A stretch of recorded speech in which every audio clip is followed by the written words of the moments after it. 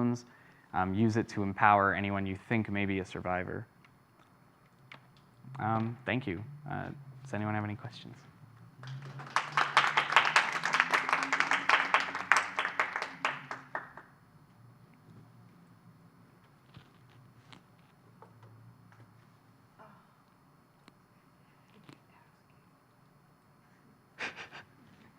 It's okay if you don't have one.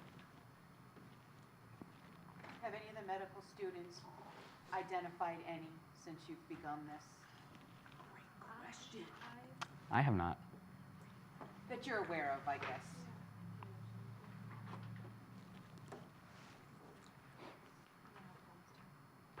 Press it against the table. Yeah. I was like, why can't people figure it out? Is it on? Yeah. Okay. I actually can't take credit for this. It was actually a nurse on labor and delivery that was reading in this patient's chart and thought we should ask more questions. But a woman came in who was 19 and this was her third pregnancy, and we were asking questions about like her prior pregnancies, and she just kind of blew us off a little bit. And then she had like a boyfriend in the room, and so nursing was like, I think we should go kick him out of the room and ask more questions. So we were like, we have to do a sterile procedure, can you please leave? And he was like, yeah, sure, whatever. And so he went to the waiting room, and she told us that she was kidnapped when she was 12, had 2 prior pregnancies, and was forced to have babies at home, and didn't know where those babies were right now. So I didn't think I would see it. This was in the summer, I guess, last year, but it happens here. You said you're with trauma?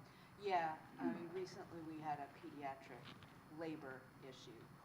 Wow. It's finally just discharged to a different foster system.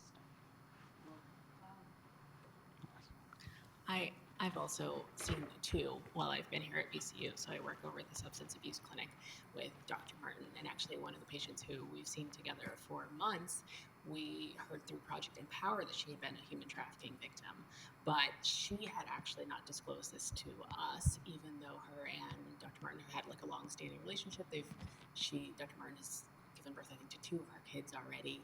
So I think it goes a long way to show that even though sometimes these patients have like gone through this, sometimes they, don't want to share or don't want to bring that up. And she's now like in a really healthy relationship, really happy with who she is. But it also shows that these patients are at high risk for substance abuse, which she's getting treatment for now. So. Thank you. I should note the patient I saw is safe now and in a safe situation, and the boyfriend was a good person, but he didn't know about her situation. So. Oh, I see. This boyfriend wasn't part of this. No, she got out of the situation. She did. Was in a safe place Okay. with him now, but he didn't know about what had happened to her. How was she able to, did she disclose how she got out the first time? I just wondered, being so young. Yeah. Okay. I don't know how she was rescued, but she said she was in a safe. Awesome. Here's a question for Caitlin. Did she disclose that information pretty openly, or did you kind of have to filter her for and ask some other questions, or did she offer up? The nurse actually took the lead, which was amazing. I mean, the L&D nurses here are outstanding. And she just kind of was like, well, we were wondering about your last pregnancies, and she just kind of told the story. Okay. We didn't really have to pressure her. And I think kicking someone out of their room, I think when we went to triage, we were like, so, this is your 3rd pregnancy, well, you never really, you just ask the questions. And she was like, oh, yeah, and, didn't answer really well. And then after we went back and kicked the boyfriend out, she was more, she described what had happened.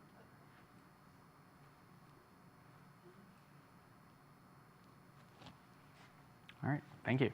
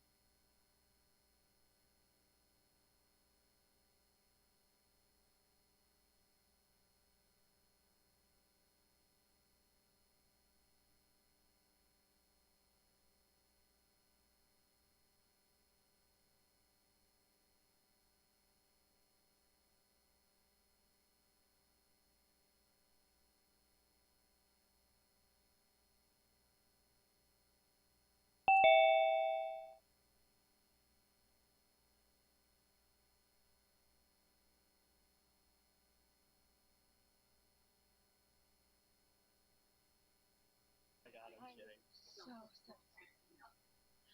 I could have. Oh, okay. We gotta. You can also mute yourself. I can.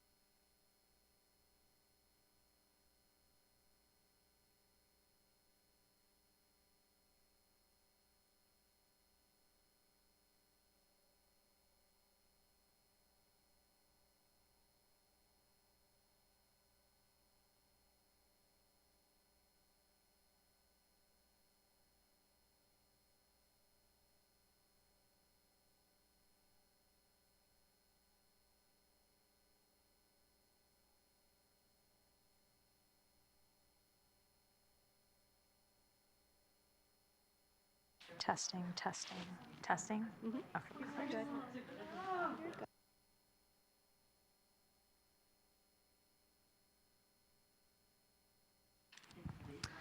Good morning, everyone.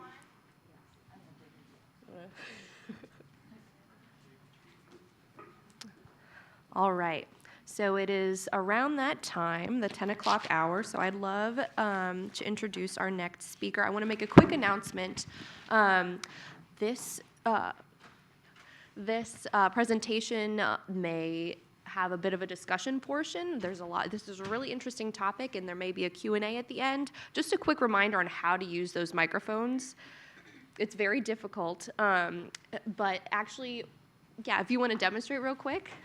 We'll have our lovely young assistant, Paula, help demonstrate real quick. So the buttons are very difficult to use, but if you either pinch it by lifting the whole device up to your face and then pinching that corner until a red light appears, that's very helpful, or it's also kind of helpful if you lean on that little red button. It doesn't have that satisfying actual press in like a typical button, which makes it kind of difficult to use, but when the red light appears, that means that it is capturing your voice, okay? Great job. Thank you. All right, then without further ado, I'd like to introduce our resident expert in all things advocacy, Miss Avanti Jayavira. There we go. She's a fourth-year medical student at VCU School of Medicine. She serves on the Board of Trustees for the American Medical Student Association, AMSA, as the Vice President for Leadership Development. Prior to this role, she served as the 2018 AMSA Education and Advocacy Fellow, where she spent a year at the AMSA National Headquarters outside of Washington, D.C., to work closely with medical students on major educational programming and advocacy initiatives related to gun violence prevention, civic engagement, access to medicines, and health care for all. As the AMSA Fellow, she hosted multiple advocacy skills workshops in medical schools across the country to train students on how to be effective advocates for patients. She also organized AMSA's Advocacy Leadership Summit to engage students in initiatives related to lowering drug prices and addressing the alarming influence of pharmaceutical industry on medical education and public policy. Now that she has returned to VCU, she is designing or has designed an advocacy and leadership curriculum to prepare medical trainees to challenge systemic barriers to health as the next generation of physician leaders. Avanti plans to apply for family medicine residency, so please join me in welcoming Avanti.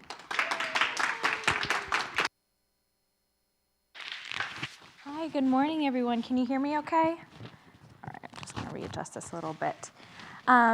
Thank you so much, Hannah, for the kind introduction. My name is Avanti. I am a fourth-year medical student here at VCU. I've been involved in advocacy for quite some time, and so I wouldn't consider myself as an expert. I would say more as a learner. That's my approach to many things. And so today we're just going to talk about raising your voice to end to end human trafficking through advocacy. So before I get started, I wanted to just get a quick poll for the folks that are not medical students in the room. If you could just shout out your role so I can individualize this presentation a little bit. Counselor. I'm going to school for healthcare administration. Okay.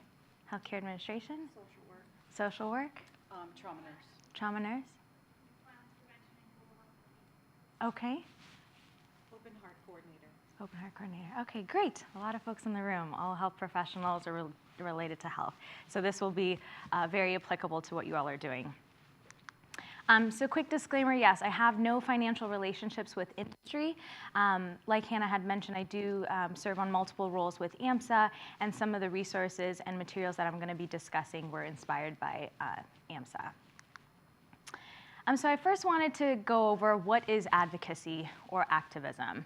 There's a lot of different definitions for this. It can be a vague term in terms of what we actually mean. So the American Medical Association defines this as advocating for social, economic, educational, and political changes that ameliorate suffering and contribute to human well-being. So I've heard this term being tossed around when we're talking about patient clinical care, and that can very well be termed or used as a form of advocacy, but for this session we'll be strictly talking more so on legislative policy changes as well as more changes on the institutional level. And advocacy is simply using your voice and your power as health professionals and as physicians to influence policies, positions, and programs of decision makers. So this can be folks at the institutional level, at nonprofits, at state level, federal level, pretty much any system that we're working in, this is a tool that you all can use to change decisions. So going over this in a little more depth. So I like to also go over what is not advocacy. So advocacy is not fundraising or charity. While those are very helpful sources of support, this is not going to lead to systemic changes that we're looking for to have larger impacts on a population or a community. It's not community service, so we're not going into communities and fostering a codependent type of relationship. Advocacy is more so empowering communities. And we're not lobbyists. We're not going in there representing another organization. We're not getting paid to do this work. We're simply there to talk about what's happening and what's affecting our patients.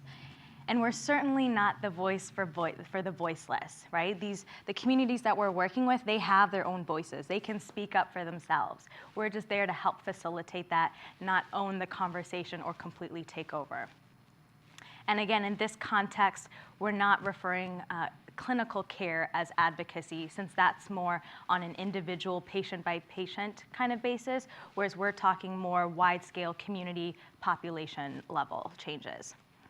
So advocacy comes down to asking for a specific change, and that involves asking for specific change in systems. So whether this is at the school level, medical education, institution, or at the state level, all these changes happen within systems. It also involves analyzing power. So that means understanding your own power as a health professional, understanding that we're privy to a lot of the heavy, vulnerable stories that our patients are sharing with us that they don't typically share with other professions. And all of this involves having strategy and influence. So knowing when you need to build public support for certain issues and for certain asks. All of this is advocacy. And what's most important is that advocacy will always be a team sport. It's not dependent on one person speaking out one time. It's not that one lobby day that we have once a year. This is persistent pressure to get our decision makers to vote or support certain policy proposals that we're asking for. So this is highly dependent on communities.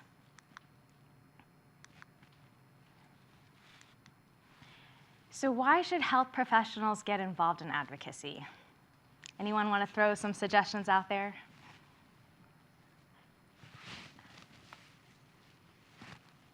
There's no right or wrong answer. Because our voices are powerful. Right, our voices are powerful. And sometimes we have the education behind certain things that maybe our lawmakers don't. Right. Tell me a little more about that. I'm thinking for women's health, for example, sometimes healthcare providers like OBGYNs might know or understand something a little bit better than someone whose background is in politics. And so we educate the lawmakers. Exactly, our clinical expertise, knowing exactly what the consequences are of policy proposals. Any other comments from folks? So we're seen as trusted messengers in society. As health professionals, folks share their most vulnerable, intimate stories with us. We're also seen as experts in medicine. And whether you're a student or you've been experienced in this field for many years, or if you're a social worker and working in communities or different communities, we're still seen as experts in what we do. And as students, we're seen as the future of medicine. They know that the policies made today are going to completely affect how we're going to practice as physicians. And ultimately, we're inheriting a system that doesn't always put patients' best interests at heart first. And hearing from health professionals, the folks that are actually working with these vulnerable communities, that sheds a whole different perspective into these discussions. And being a health professional gives us privilege. It gives us an opportunity to protect the communities that we serve. And again, that's related to us working in situations that other folks aren't privy to.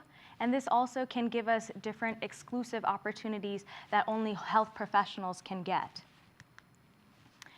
So why do we have this privilege, right? We didn't ask for this, but in society, we'll always be seen as folks, as trusted messengers. And this is not to say that health professionals haven't struggled at all. I'm just saying in comparison to the layperson in the community, health professionals typically have additional opportunities, especially as we're relating it to advocacy. And our privilege is that we have the power to remain silent in the face of health inequity. We have that option. We get to choose when and where we want to take a stand. Whether it's having the option to weigh the need to protest or confront someone about a really tough issue against the inconvenience of speaking up. I met a physician who had shared with me that he didn't feel like he needed to get involved unless we're at war. That was how he saw things. And it just blows my mind that he, as a health professional, felt so far removed from our role, the intimate relationships that we have with patients. But being in a war should not be criteria to stand up and speak out on these issues. And it also gives us additional opportunities. So in the world of advocacy, being a health professional, you can get exclusive invitations to press conferences, to getting articles published, specific community health meetings, all kinds of different spaces that other folks may not have. And it automatically comes with wearing the white coat or having this title. Society, again, will always view us as trusted messengers. So when they hear a message from us, they consider that as more validated, more objective into a very serious issue. But this privilege comes with great responsibility. It means always talking about what needs to be done in the best interest of patients. So what can we do with our privilege to benefit others? So we can advocate for policy solutions, right? We know some types of proposals that will ultimately help our patients in the clinics. This also means expanding our advocacy efforts to these root causes for systemic problems. So this doesn't mean just limiting ourselves just to healthcare issues, right? We talked about in the last session, we talked a little bit about substance use, incarceration, some of the criminal offenses, when all of these are related to trauma, right? So if we address the trauma, we can then affect all these downstream effects. So advocacy is going upstream. It also means sharing our platform with others, such as community leaders or members. So knowing when to listen, when to share and amplify other voices, and when to speak up. Sometimes it's easier for us, or maybe safer for us to speak up than it is for the community that we're working with. And this also means constantly educating ourselves, and not just us, but our colleagues, about these key issues that affect our patients. This means challenging and questioning what has become the norm so that you can introduce a different perspective or a different take on the issue in the best interest of patients. But as health professionals, we are privy to certain networks and certain influential circles that others may not have. So I'm sure a lot of folks here might be serving on different boards, perhaps in different clinics, perhaps in different student organizations, working with different faculty who all then have their own networks. And just knowing who is who and what connections that you can further foster can help you advance your issue. I'll give you one good example just to picture that. So we were having a discussion in AMSA, and this happened many years ago, but there was a discussion in our House of Delegates that we should institute a program to get more physicians in underserved areas and have some type of incentive versus deployment. So this was several years ago. And it happened so that a medical student in that room, their father was one of the representatives of I think the state of Texas. And so they had continued discussions and then eventually put this into a bill, and now that's actually the National Health Service Corps. So just knowing the types of connections that you have and other opportunities just with your current networks, it can present with additional opportunities.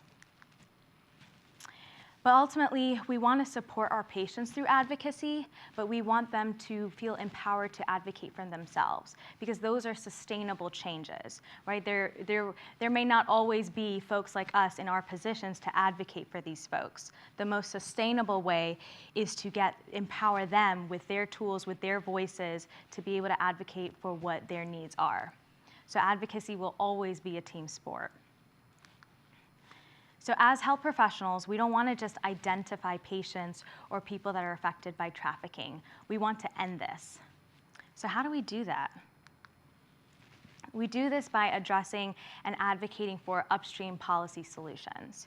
So some interventions that have worked in the past are prevention education, like we mentioned in the last session. So educating folks, spreading awareness of this issue, especially folks in vulnerable communities, looking at educational systems, so K through 12 and the university levels, in the communities, just essentially normalizing this discussion, these hard conversations, because that in turn will also help decrease the stigma around it.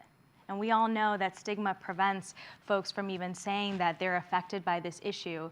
But even within the House of Medicine, like why isn't human trafficking involved in all the curricula across the country? Why is it something we have to advocate for, right? Other interventions are criminal provisions for buyers, so addressing that demand that continues this cycle. And then having protective provisions for child survivors, so preventing criminalization for this offense, for the situation that has been a result of their victimization. So all these different interventions are ways that we can address it, aside from just providing clinical care and affecting more of the downstream effects of this. So how did we implement prior policy solutions for human trafficking? Anyone want to just shout it out? It's not a specific answer, but criminal justice. And how did we, I guess, get the support for that? This might be save what I'm thinking kind of thing. Anyways, I'll just keep going. But public pressure. So getting like public support for criminal justice reform.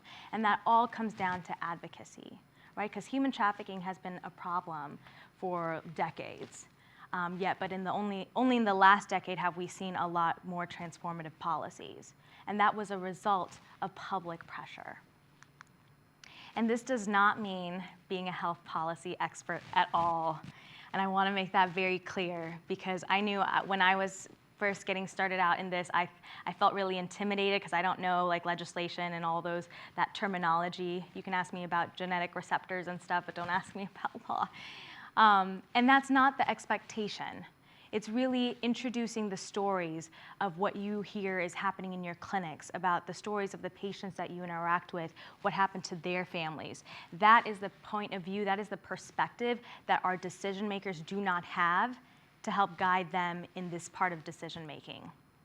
So that is the value added by health professionals getting involved in this work. So now just to go over what types of strategies are effective. Advocacy, again, can be pretty broad. So things that are effective are meeting with constituents from the district. And when I say constituents, I mean voters.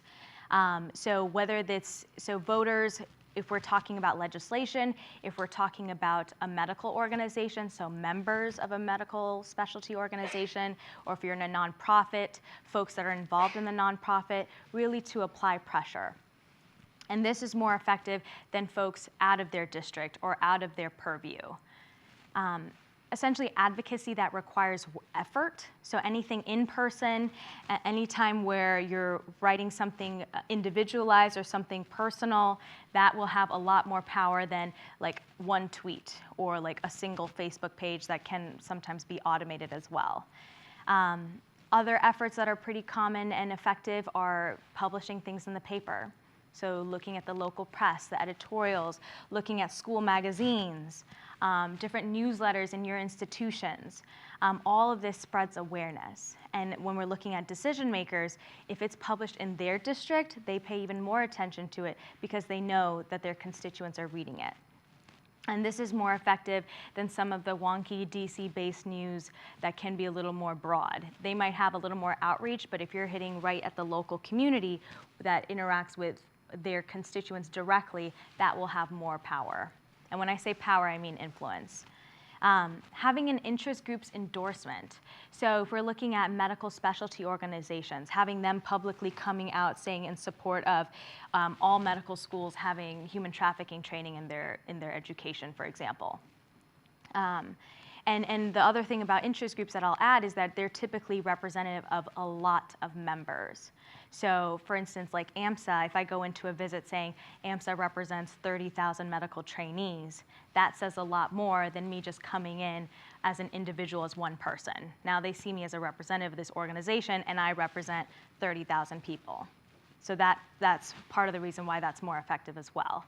And that's more effective than your thoughtful analysis of a proposed bill, right? They're typically the health policy experts. We're not there to really digest or dissect into all the language and really break that down for them. It's really those stories that matter more.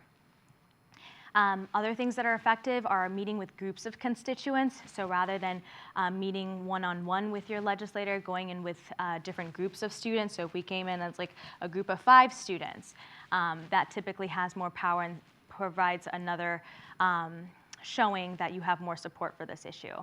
And having a concrete ask, so being very specific versus saying, I want you to end human trafficking, versus I want you to support this bill to add a criminal provision to X, Y, and Z to help address the demand. That's more specific, and that gives them a clear idea of how they expect or how they think that you're trying to suggest for further policy improvements there.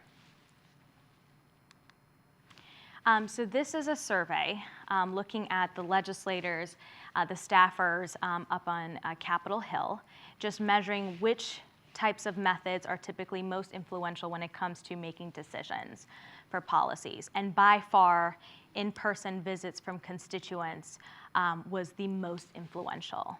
So this is more influential than phone calls, than comments through like a telephone town hall, and most importantly, more important than a lobbyist. I know a lot of folks, I personally had that impression where like, no, the lobbyists are there, they know what they're talking about. But they're representatives of another organization, another entity, and that's not coming directly from their constituents. So you going in there already says a lot more than someone that's getting paid to do it on a daily basis. So again, some of the more strategies that typically fall lesser in terms of the amount of influence are things that are more removed. So like emails, letters, things that aren't as individualized. Sometimes postcards can be pretty generalized and mass produced. So that's why they're not as influential. And some other things that you can use to improve your advocacy efforts are report cards. And this is one that was produced by the Shared Hope International state report cards. So they actually ranked all of our states under the Protected Innocence Challenge legislative framework. So this grades states on their criminalization of domestic minor sex trafficking, all these different criminal provisions, and I won't go through all of it, but it's there for your reference. But then they were able to grade states from like F to A based on how robust their policies were. And since this has been implemented in 2011, 49 states have improved their grades, which is pretty phenomenal. And the reason why this is such an effective advocacy tool is just like all of us in the room, we like getting good grades on things. And our members of Congress get really upset if they got an F on something. And so building, when you're trying to talk about the support of your issue, saying that, oh, Virginia ranks, you know, and I'm just pulling this out of my head, we got a letter C. So comparing us to another state that has a better grade, you can just easily say, how come we're not as great as our folks, you know, across the lines there? Being very specific about that and showing that this is a solid methodology is another way to introduce some more objectivity into your asks. Yeah, we are a C. Yeah, we went from F to a C in 4 years because we passed the first human trafficking law against child sex trafficking. That's how we went from an F to a C. Yeah. Yeah, go ahead.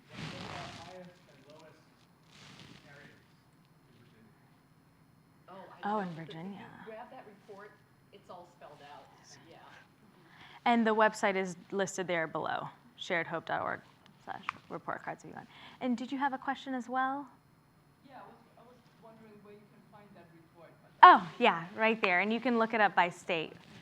Yeah, and they're really great because they give you a lot of information per state, which is a little more comprehensive of where your state is at, which I thought was very helpful. And guess what state is A+? Guess, like A+ on all fronts. And it surprised me because it's Tennessee. Oh. Yeah.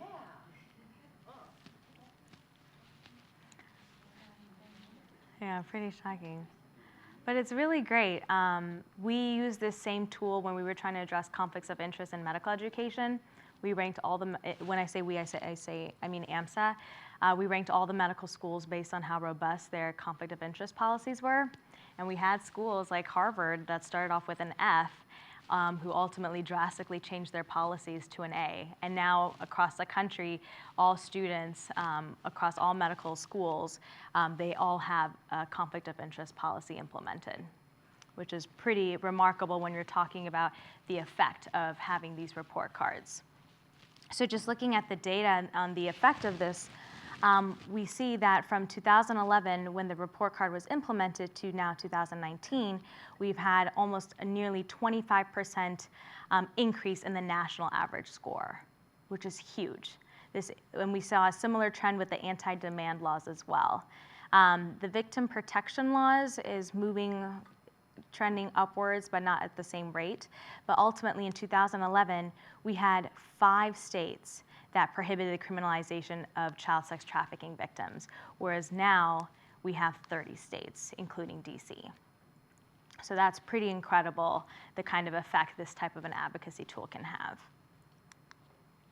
So in 2011, with this report card, we were able to identify these critical gaps in criminal laws, in victim protection laws, and now today we see that all states specifically criminalize child sex trafficking, but we still have a long ways to go when we're talking about survivors of this still having to face criminalization charges. So that's our next steps there. But this just gives you some overview on some of the other things the report card had measured. So in summary, advocacy means using your voice to take a stand. And part of this is primarily dependent on voting, right? Voting, participating in civic engagement where you're actually electing the officials that will be representing you. And as physicians, actually, when they looked at some different polls, we actually go out to vote and show up on voting day far less than other professions, including lawyers. So that says a lot. And then, so that's one way where we can really improve how we participate in these discussions, as well as more lenient absentee laws. So we should really be able to show up and vote. Other ways to get involved is joining a campaign with an organization. I did a lot of work with AMSA, but there are other medical specialty organizations as well. This can involve participating in their House of Delegates, which is typically their policy-making body. And then you can actually introduce a resolution. So let's say if one organization wasn't as active in this space, you can submit a resolution to say, hey, you should be supporting this. And that's one way to influence their internal policies. This can also include holding a leadership position, so having the ability to influence others in those spaces. And then a lot of things that I mentioned, like legislative visits, communicating with policymakers, publishing opinion pieces. But ultimately, this comes down to having a conversation about the issue, making sure that it's not something that's stigmatized to talk about. And you can implement this in your schools through grand rounds, different community meetings, working with other allied professionals, essentially just having this be a normal part of the conversation. And again, this does not mean being a health policy expert. You do not need to read all the bills to do this. I went on some visits this week, and one of our the students in our group was very excited about describing all the bills and what they meant, but then they said, okay, but what other stories, why are you guys here? Like, why are you so passionate about this issue? Because they really wanted to hear the stories and why that brings us to the table. Why are we taking time out of clinic to come and meet with them? They want to know that. And a lot of times I've seen the stories that you share, let's say about Mr. Bob in your hometown, they will use that story about Mr. Bob in their next press statement or in another conference or some other public setting, because it's stories that people take away. It's the stories that people tend to remember, not some fact that you had pulled out from a fact sheet that they could easily look up. It's those stories. But ultimately, staying silent is not an option. It is not an option. Not only does it have these indirect consequences on policy making, but it also allows others to speak for us. So when I say that, when we're not out there speaking up on this issue, then the whole community and the whole world thinks that we don't care as much. So bringing up these topics, having symposiums like this, talking about this issue, it dramatically changes the conversation because we're talking about it and we're actively out there advocating for this issue. So in order to end human trafficking, we must engage in advocacy. We have got to look at those upstream causes to this practice if we're truly going to end it. So I'll leave you with one of my favorite quotes. Never doubt a small group of thoughtful, committed citizens can change the world. Indeed, it's the only thing that ever has. So, if you have any questions,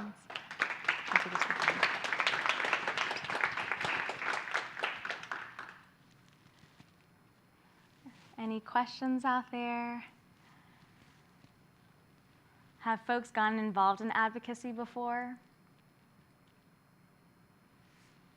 Any ideas or impressions of what it would be like, or?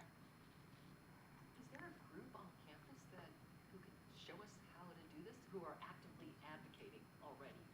That could Yes. be like role models for us. Oh, absolutely. So our AMSA chapter here, the American Medical Student Association, does a lot on campus, on a national level as well.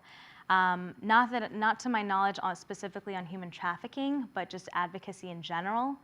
And what I like about this tool is that you can apply it to any issue. Going to some advocacy workshop will give you the skill set that you need to talk about this at your institution. So it's very broad-based, and you can apply it that way. Tapping into other organizations. I have seen medical students doing a lot of this. Other medical professional organizations, unfortunately, tend to focus more on House of Medicine issues, so like scope of practice, billing. So I think that's a give or take. I have seen a lot of the nursing organizations that are pretty vocal in the advocacy space, some social worker groups as well.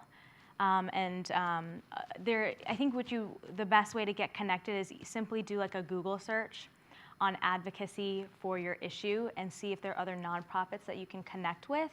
And I promise you, you'll likely be able to connect with someone who's already doing this work. And like I mentioned before, in our roles, typically the place that we'll fall into is being a supporter of ongoing community initiatives. So not so much directing campaigns or starting different grassroots efforts, but more so supporting ongoing initiatives.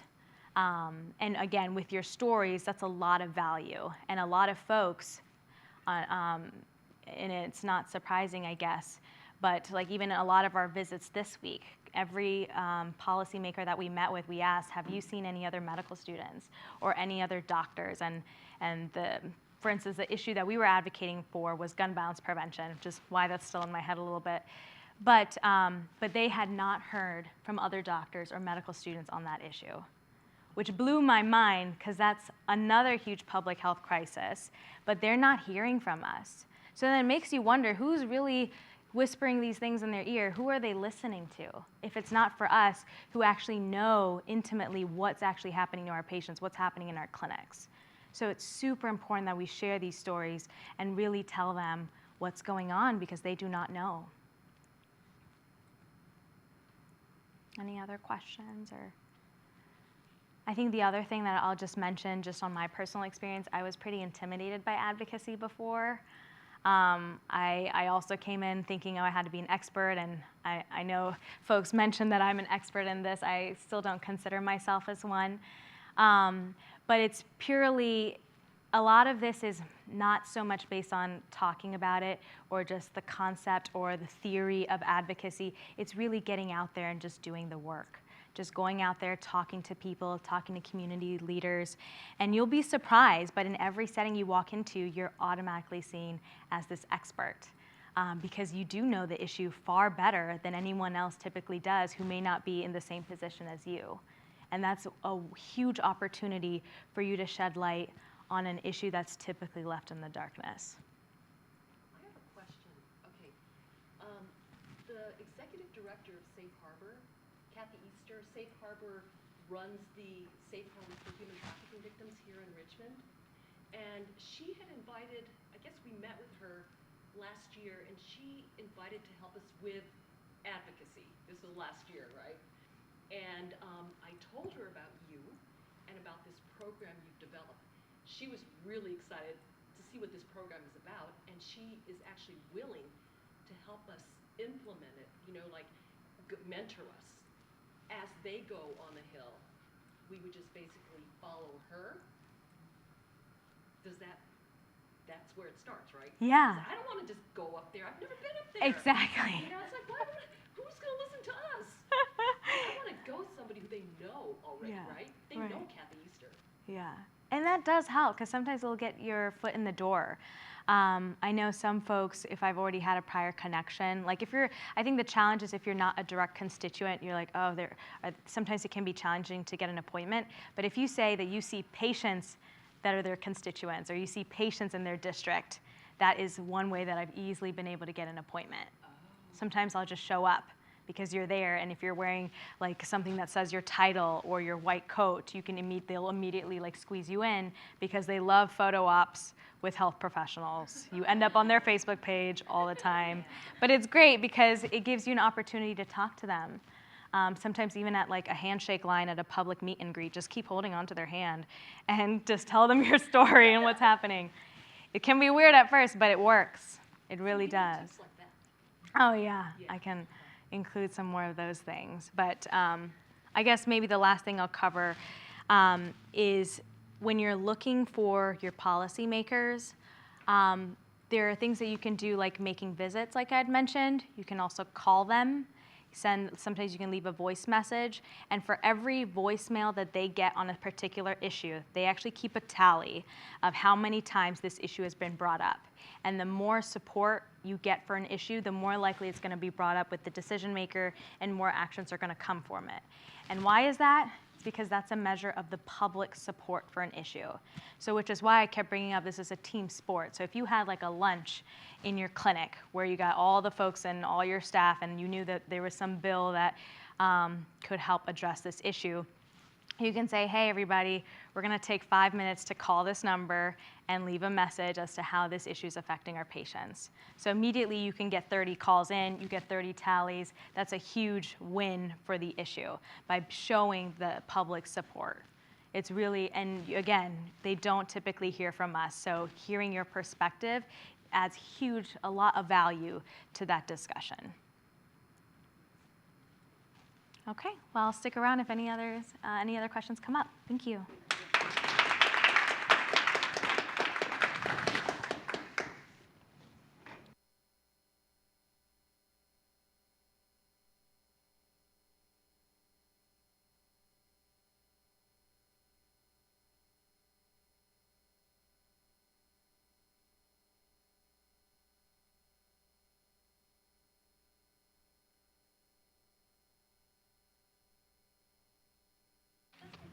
Hello, everyone. I don't know if everyone was here yesterday.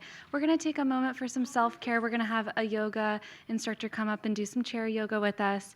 And then you'll be free to enjoy the coffee and bagels and pastries until the 12 o'clock lecture begins. And we will have lunch at 1 p.m. today after that lecture kind of gets started, okay?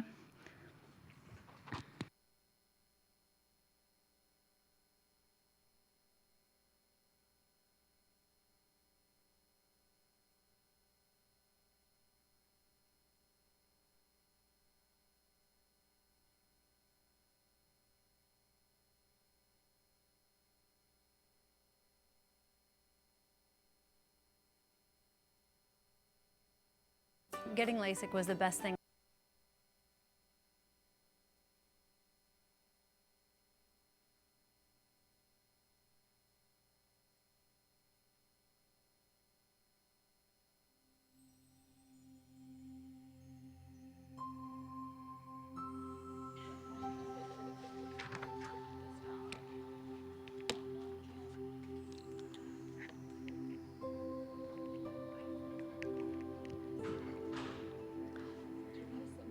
Sure.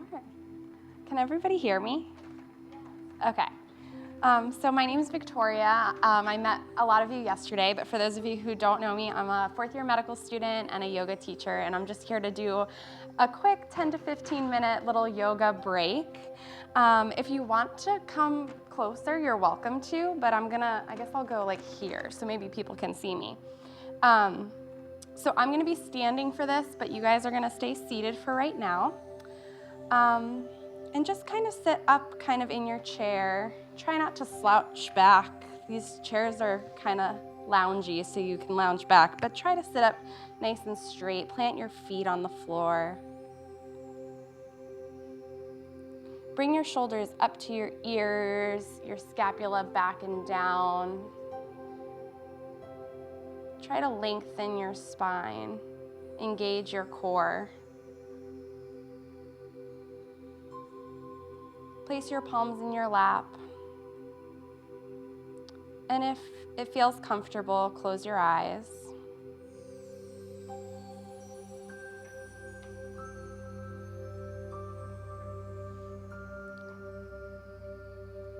So we're gonna start with the 3-part breath. When we typically breathe, we breathe pretty shallow. We don't even really notice it, but we're breathing mostly in our chest. So the 3-part breath is to kind of train your body to take a deeper breath. So it's basically on your inhale, you're gonna breathe a third of your inhale into your belly. You can even place your hand on your belly to feel your belly expand. Next, you're gonna